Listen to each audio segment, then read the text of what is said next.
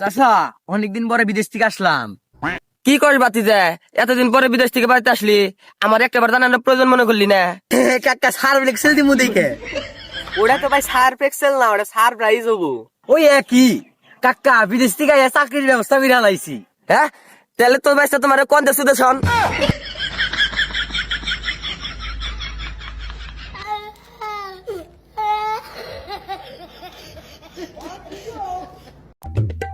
চাচা অনেকদিন পরে বিদেশ থেকে আসলাম। কি করিস বাতিজা? এতদিন পরে বিদেশ থেকে বাড়িতে আসলি, আমার একটাবার জানানোর প্রয়োজন মনে করলি না? কাকা সার্ভ এক্সেল দিমু দেখে।